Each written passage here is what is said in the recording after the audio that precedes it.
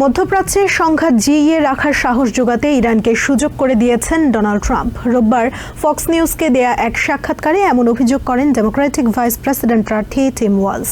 ট্রাম্পের আমলে আমেরিকা পরমাণু চুক্তি থেকে বের হয়ে গেলে পারমাণবিকভাবে শক্তিশালী হওয়ার সুযোগ পায় ইরান। চলতি সময়ে হামাস ইসরায়েল যুদ্ধ, ইরানের আক্রমণ ও আসন্ন নির্বাচন ঘিরে কূটনৈতিক ও অভ্যন্তরীণ নানা বিষয়ে ফক্স নিউজের সাথে কথা বলেন মিনেসোটা গভর্নর এবং ডেমোক্রেটিক ভাইস প্রেসিডেন্ট প্রার্থী টিম ওয়ালজ।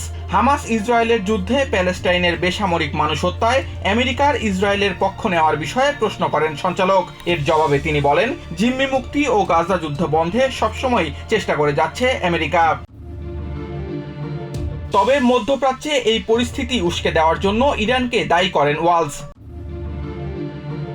আর ইরানের এই সাহস বাড়ানোর দায় চাপান সাবেক প্রেসিডেন্ট ডোনাল্ড ট্রাম্পের কাঁধে।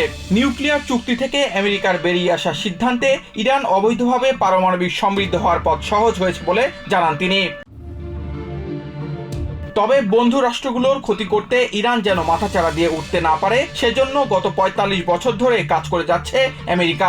আগামীতেও ইসরায়েলের স্বার্থ রক্ষায় তাদের পাশে থাকার ঘোষণা দেন তিনি।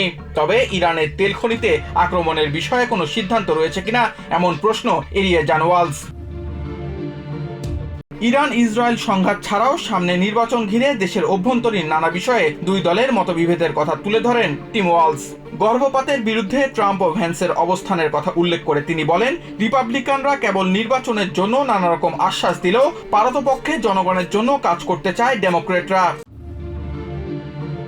এদিকে ইসরায়েলে হামলা চালিয়ে ইরান বেকায়দায় পড়েছে বলে মনে করছেন জেনারেল ফ্র্যাঙ্ক ম্যাকেনজি। মধ্যপ্রাচ্যে আমেরিকান সেনা কমান্ডার হিসেবে দীর্ঘদিন দায়িত্ব পালন করেছেন এই সাবেক কর্মকর্তা।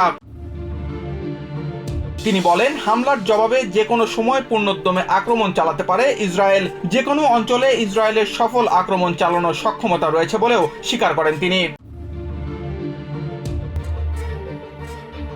Samiul Bari Shihab, TVN 24 news desk.